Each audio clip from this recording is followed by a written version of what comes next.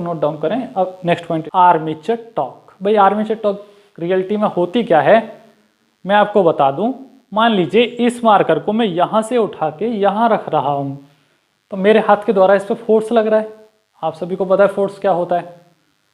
अगर work done हो रहा है कहीं भी, यानी फोर्स लगा के थोड़ी सी दूरी तय करा दो, यानी force into distance, it is known as work done. आप सभी को पता है कि किसी भी कार्य को करने के लिए वर्क डन करना ही होगा, तो force into distance is known as work done.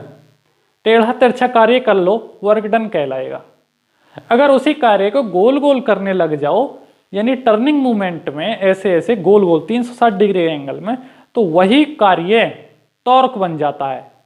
Torque और वर्क डन एक ही बात है। अगर कार्य टेढ़ा तिरछा किया जा रहा है तो वर्क डन, और गोल गोल किया जा रहा है टॉर्क। तो यहां से हम डेफिनेशन देखते हैं। उससे पहले हम देखेंगे कि आर्मेचर टॉर्क का सिंबल क्या होता है। TA is the armature torque, T for torque, A is the armature. ठीक, इसी को ग्रॉस टॉर्क के नाम से भी जाना जाता है, ग्रॉस टॉर्क। ठीक है भैया, ग्रॉस टॉर्क हो आर्मेचर टॉर्क हो एक ही बात है। अब इसमें 2-3 नाम और आएंगे टॉर्क के, उनको भी हम समझाएंगे आगे चल के। The torque is the turning movement of force, वही बोल रहे हैं ना, गोल गोल घुमाना, फोर्स का गोल गोल घूमना। अब एक किसी भी जनरेटर को घुमाने के लिए गोल गोल फोर्स लगाना पड़ता है, फोर्स और रेडियस पे, यानी डिस्टेंस तय करा रहे हो ना गोल गोल, तो क्या कहलाएगा, टॉर्क ही कहलाएगा। अबाउट एन एक्सिस, एक्सिस यानी किसी भी धुरी पे। अब किसी भी बिंदु पे जनरेटर ऐसे ही तो होता है, गोल गोल घुमा रहे हो, तो यही तो टॉर्क है। Is measured by the product of force and radius at right angle. भाई 90 डिग्री का कोण बनता है ऐसे इसमें, ठीक है, तो 90 डिग्री का कोण बनता है गोल गोल घुमाने में, उसी को टॉर्क बोलते हैं। अब आपको इतना पता होना चाहिए कि कार्य टेढ़ा तिरछा है तो वर्क डन, और गोल गोल है तो टॉर्क। ठीक है, टॉर्क और वर्क डन में डिफरेंस समझ में आ गया। इसका फॉर्मूला होता है torque equals to force into distance, it is known as work done. अब वही कार्य torque equals to force into radius पे होने लगे तो कहलाता है क्या, टॉर्क। यानी ये जो है ये वर्क डन है, वर्क डन, और ये टॉर्क है।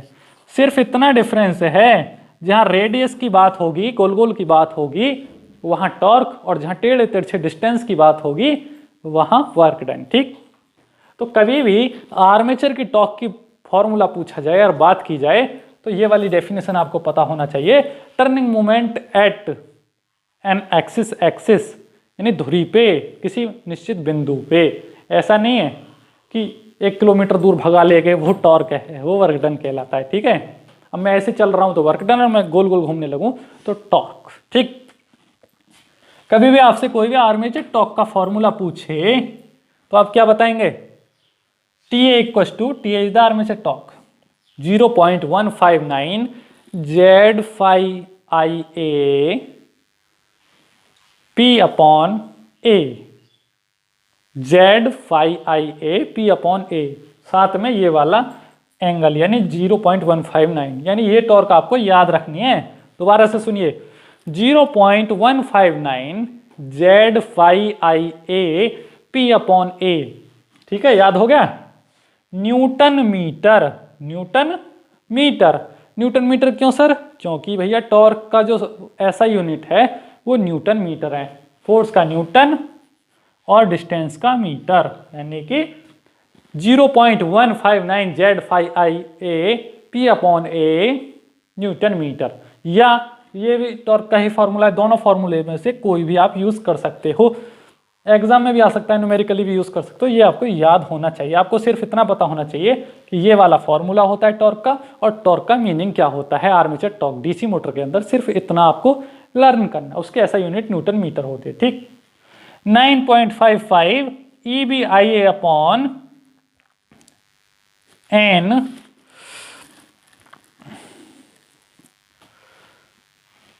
ये भी फॉर्मूला आप यूज कर सकते हो, 9.55 EBIA upon N newton metre.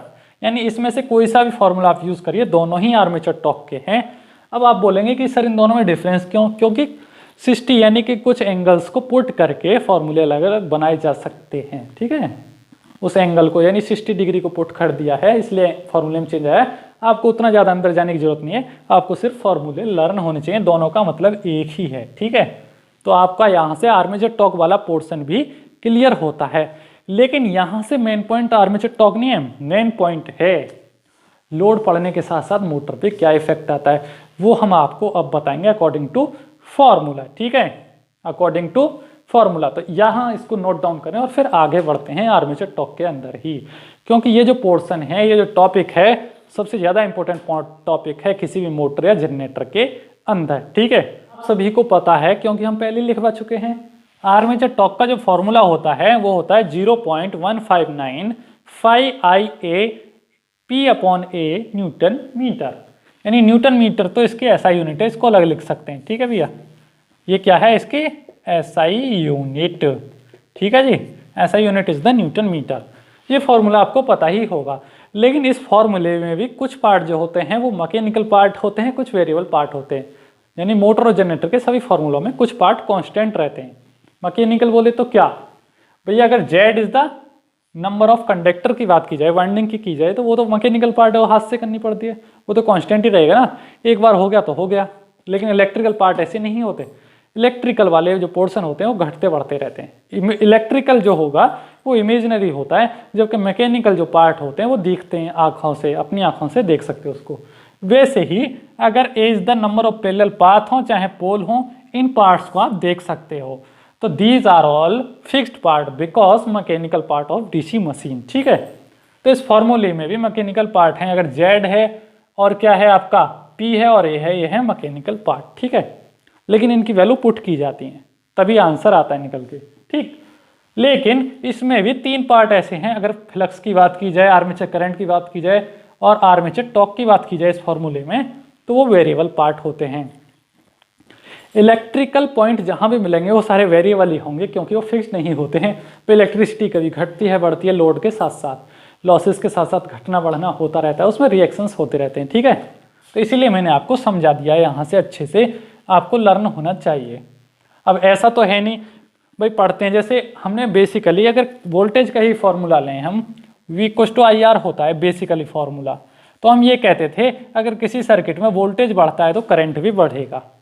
ठीक है, यानी इसका मतलब डायरेक्टली प्रोपोर्शनल का यही होता है कि इधर वाली चीज़ बढ़ रही है तो इधर वाली चीज़ भी बढ़ेगी। लेकिन इस फॉर्मूले में हमें ध्यान ये देना होगा, क्या देना होगा, यहाँ से ध्यान क्या देना होगा इस वाले फॉर्मूले में, कि अगर कोई बोले आर्मेचर टॉर्क बढ़ रहा है तो क्या पोल भी बढ़ जाएंगे क्या? अरे पोल तो भैया फिक्स्ड है, क्योंकि हमने हाथों से पहले ही लगा दिए, पोल थोड़ी ना बढ़ेंगे। बढ़ेगा तो आपका फ्लक्स बढ़ेगा, और क्या बढ़ेगा, आर्मेचर करंट बढ़ सकता है, और क्या बढ़ सकता है, यही चीज़ बढ़ने की होती है, यही बढ़ेंगी। ये थोड़ी ना है कि नंबर ऑफ पैरेलल पाथ बढ़ गए, क्योंकि तो मैकेनिकल पार्ट है। तो यहाँ से बहुत ध्यानपूर्वक स्टडी करना है इसको। ठीक है, तो यहाँ से हमारा मेन चीज़ क्या है, इस फॉर्मूले में भी सबसे इंपॉर्टेंट पॉइंट क्या है, TA is directly proportional to phi-A, यानी आर्मेचर टॉर्क, फ्लक्स और आर्मेचर करंट, इन तीन चीज़ों को हमने अलग निकाल लिया। इक्वल टू हो या डायरेक्टली प्रोपोर्शनल टू हो, एक ही बात है। या तो ये सिंबल लगा दो या ये लगा दो, एक ही बात है दोनों का मतलब। ठीक है, तो यहाँ से फॉर्मूला क्या निकल के आता है, armature torque is directly proportional to, यानी कि torque in a DC motor is directly proportional to flux per pole and armature current. इन दो चीज़ों पर डिपेंड करती है। यानी आर्मेचर की टॉर्क किस किस पे डिपेंड करती है, पोल की फ्लक्स। पोल की फ्लक्स यानी स्टेटर फ्लक्स, पोल फ्लक्स समझ जाना, स्टेटर फ्लक्स की बात कर रहा है, और आर्मेचर करंट की बात, यानी दोनों चीज़ों पे टॉर्क डिपेंड करती है। समझे बात? तो यहाँ से आपको इतना तो समझ में आ गया होगा, यानी ये फॉर्मूला आप क्लियर हुआ होगा। फॉर्मूला रटना ही नहीं है, उसको समझना भी है। अब पढ़ेंगे हम कि सीरीज मोटर में इसका क्या इफेक्ट होता है और शंट मोटर में क्या इफेक्ट होता है। अब उस चीज़ को स्टडी करेंगे। तो यहाँ से इन पॉइंट्स को नोट डाउन करें और फिर आगे बढ़ते हैं, क्योंकि कोई भी चीज़ भाई हम कभी भी स्टडी करते हैं तो स्टार्टिंग से ही करना पड़ता है। उसकी पहले बेस क्लियर करो फिर आगे की तरफ बढ़ो। ऐसा नहीं है कि स्टार्टिंग में ही इंपॉर्टेंट बता दिया और दिमाग के ऊपर से निकल गया, समझ में ही नहीं आया। क्योंकि किसी भी बच्चे को स्कूल में भेजा जाता है, पहले नर्सरी, फिर LKG, फिर UKG, फिर फर्स्ट क्लास, तब जाके वो बढ़ते बढ़ते बढ़ते 12th में आता है, तब जाके वो इंटेलिजेंट बनता है। ठीक है, यानी धीरे धीरे धीरे छोटा छोटा पढ़ाया जाता है। ठीक, आर्मेचर टॉर्क को सीरीज मोटर और शंट मोटर से कंपेयर किया जाए अकॉर्डिंग टू फार्मूला, तो मेन पॉइंट क्या आता है यहाँ से निकल के, क्योंकि इससे जो पहले पढ़ाया वो आपके लिए इम्पोर्टेंट तो नहीं था, लेकिन उसके बिना समझे ये भी आपकी समझ में बिल्कुल आने वाली चीज़ नहीं है, क्योंकि भैया बेसमेंट इंपॉर्टेंट उतना नहीं होता है, लेकिन वो उतना भी बेकार नहीं होता है कि उसके बिना इंपॉर्टेंट टॉपिक को समझा भी नहीं जा सकता है, क्योंकि बेसमेंट ही वो रीढ़ की हड्डी है। हमेशा छोटी क्लासों की पढ़ाई पे ज़्यादा फोकस करिए, क्योंकि छोटी क्लासों में जो पढ़ाया जाता है वही बड़ी क्लासों में एकत्रित होकर आपके साथ आता है। ठीक है, तो हमेशा छोटी छोटी चीज़ों पे फोकस ज़्यादा करिए। अगर हम शंट मोटर की आर्मेचर टॉर्क की बात करते हैं फॉर शंट मोटर, तो इसमें होता क्या है, फॉर्मूले के according armature torque is directly proportional to armature current. तो कहने का मतलब क्या हुआ सर, ये हुआ कि अगर मोटर में जितना भी करंट ड्रॉ हो रहा है उतना ही उसकी टॉर्क क्या होती है, उसके आर्मेचर यानी रोटर, उस पर उतना ही धक्का लगाएगी, और जितना लगाएगी वो उतना ही लास्ट तक लगाती रहेगी, चाहे उस पर कितना भी लोड डाल लें, उसकी स्पीड में कोई भी बदलाव नहीं आएगा। भैया जितना धक्का लगाओगे उतनी तो उसकी स्पीड बनेगी ना। तो इसीलिए बोलते हैं कि कभी भी हवा में नहीं उड़ना चाहिए, जितना आपकी क्षमता है उतना ही कार्य करना चाहिए।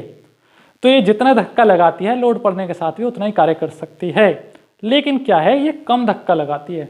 तो क्या बोलते हैं इसको, आर्मेचर टॉर्क इज स्मॉल। इसकी आर्मेचर टॉर्क जो होती है शंट मोटर की वो हमेशा स्मॉल रहती है, कम रहती है सीरीज मोटर के मुकाबले। ठीक है, दूसरा क्या है, स्पीड इसकी लो रहती है, लेकिन साथ साथ कांस्टेंट भी रहती है, यानी स्पीड कम होगी, भाई ऐसा भी नहीं कम, यानी आपको देखने में ठीक लगेगी, लेकिन सीरीज मोटर के मुकाबले कम होगी। यानी कुछ मोटर बहुत तेजी से चलती हैं, कुछ थोड़ा धीमी चलती हैं। इसकी स्पीड तो लो होगी लेकिन कांस्टेंट होगी। इसकी ये सबसे अच्छी बात है कि कांस्टेंट स्पीड है। लोड पड़ने के साथ साथ अब कोई भी व्यक्ति है, पहले तो हवा में उछल रहा है, अब जैसे उस पर लोड डाल दिया जाए वो एकदम से दबाव में आ जाएगा, कुछ कर ही नहीं पाएगा। तो ऐसा नहीं है इसके साथ, चाहे जितना लोड डाल दो ये कार्य करती ही रहेगी, उतना ही कार्य करेगी जितना स्टार्टिंग में कर रही थी, हल्का फुल्का चेंज आएगा। ठीक है, तीसरा क्या है भाई, जब इसकी स्पीड अच्छी है और इसकी टॉर्क भी कांस्टेंट है, स्पीड भी कांस्टेंट है, तो गुड वोल्टेज रेगुलेशन, यानी स्पीड में स्पीड रेगुलेशन नहीं होगा। स्पीड रेगुलेशन मतलब नो लोड पे ज़्यादा थी, फुल लोड पे कम होगी, जैसे ही लोड डाला उसकी स्पीड घट गई, तो उसको बोलते हैं स्पीड में रेगुलेशन आना, बदलाव आना। Change in speed of any DC motor it is known as regulation. तो इसकी स्पीड रेगुलेशन अच्छी है। ठीक है जी, तो यहाँ से मैं इन पॉइंटों को दोबारा भी पढ़ाऊंगा कैरेक्टरिस्टिक्स के अंदर, लेकिन यहाँ भी आपको बताए दे रहा हूँ। लेकिन अगर इसी के कंपैरिजन में बात करें सीरीज मोटर की, फॉर एनी सीरीज मोटर, तो क्या होता है, इसका फॉर्मूला, इसके फॉर्मूले पे बहुत ध्यान देना। Armature torque is directly proportional to square of armature current. क्या होता है, ये स्टार्टिंग में ही इतना ज्यादा करंट ड्रॉ करती है कोई भी सीरीज मोटर कि एकदम से जैसे स्टार्ट करोगे ना धक्का लगाएगी बहुत तेजी से। इसकी टॉर्क इतनी हाई होती है कि ये उखड़ के भाग जाती है अपने फ्रेंड से कभी कभी। यानी कभी भी ये बोलते हैं कि ऐसी मोटर को हमेशा लोड पे ही स्टार्ट करा जाए। भाई बेसिकली कोई भी कार्य करने के लिए कोई भी मशीन या चीज़ स्टार्ट होती है तो पहले उस पर लोड नहीं होता है, लेकिन इससे ये बोला जाता है कि इस पर स्टार्टिंग से लोड डाल दीजिए, यानी स्टार्ट करने से पहले ही इसको दबा दीजिए लोड में, तब जाके कार्य कर पाती है। नो लोड पे अगर स्टार्ट कर दिए ना इसको, ये उखड़ के भाग जाएगी, इतनी तेजी से घूमती है, यानी जितना तगड़ा धक्का लगाती है कि स्पीड उतनी हाई हो जाती है इसकी। ठीक है, लेकिन होता क्या है इसके केस में, स्टार्टिंग तो बहुत अच्छी है, इसकी स्पीड हाई है, टॉर्क हाई है, लेकिन जैसे ही लोड डालते हैं फुस हो जाती है, डाउन चली जाती है, यानी जितना लोड डालोगे इसकी स्पीड में बदलाव आता है। तो क्या होगा, इसकी हाई स्टार्टिंग टॉर्क होगी स्टार्टिंग में up to magnetic saturation. Magnetic saturation का मतलब होता है स्टार्टिंग का पोर्शन, जब तक सैचुरेट हो उसकी वाइंडिंग। भाई स्टार्टिंग में 1-2 सेकंड में हो जाता है काम। High starting torque, variable speed, यानी कि स्पीड इसकी हाई तो रहती है, लेकिन इसकी स्पीड हाई तो रहती है लेकिन नो लोड पे। जैसे ही लोड डालते हैं तो इसकी स्पीड में कुछ बदलाव आ जाता है, जैसे ही लोड कम हुआ फिर से बढ़ जाएगी, लोड डाले फिर से कम हो जाएगी। तो ऐसी मोटर है। ठीक है, क्या है इसका, poor voltage regulation, poor speed regulation. Poor क्यों है सर इसका स्पीड रेगुलेशन, क्योंकि भैया change in speed, change in speed also known as speed regulation. इसकी स्पीड में बहुत ज़्यादा बदलाव आता है, इसलिए इसका पुअर है वोल्टेज स्पीड रेगुलेशन। सही है बात। तो यहाँ से टॉर्क से अगर कंपेयर किया जाए तो ये वाला फॉर्मूला आप याद रखना, क्योंकि सीरीज मोटर के लिए करंट की रिक्वायरमेंट ज़्यादा होती है स्टार्टिंग में, यानी स्पीड में भी बदलाव आता है इसीलिए। और शंट मोटर बेचारी क्या है, कांस्टेंट है, शरीफ है, वो एक ही स्पीड पे चलती रहती है। समझे बात? क्योंकि जितना करंट खाएगी उतना ही टॉर्क ड्रॉ करेगी, लेकिन इसमें क्या होता है, सीरीज मोटर में दुगना करंट खाना स्टार्ट कर देती है जैसे ही लोड आता है, क्योंकि स्पीड में बदलाव आता है ना। अब कोई भी चीज़ दब रही है तो ज़्यादा खाना स्टार्ट कर देगी ना। तो यहाँ से सारी चीज़ याद रखें, कभी भी आपसे एग्जाम में पूछा जाए अप टू मैग्नेटिक सैचुरेशन तक, till to magnetic saturation series motor works as square of armature current, high speed, high starting torque. लेकिन after magnetic saturation series motor low speed, low starting torque. समझे बात? तो यहाँ से इसका questions भी clear होते हैं। इससे पूछा जाए which motor is works at constant speed that is known as constant speed motor, shunt motor. आपसे कभी पूछा जाए ऐसी कौन सी मोटर है जिसको नो लोड पे कभी भी स्टार्ट नहीं करना चाहिए, सीरीज मोटर। ऐसी कौन सी मोटर है जिसको नो लोड पे स्टार्ट करना चाहिए, तो वो भैया शंट है, क्योंकि उसकी स्पीड कांस्टेंट है। तो यहां से आपके सीरीज और शंट मोटर का हल्का सा डिफरेंस समझ में आया। इससे आगे का हम कल करेंगे, यानी शाफ्ट, टॉर्क, हॉर्स पावर क्या होते हैं मोटर की। आपने सुने होंगे इतने horse power, 5 horse power, 10 horse power की मोटर है। उन सभी चीज़ों को कल स्टडी करेंगे। तो यहाँ आज का लेक्चर यहीं समाप्त होता है। Thank you so much for watching this lecture. See you again tomorrow. Welcome to Lucent study YouTube channel. Thank you so much for watching this video and share and subscribe this channel.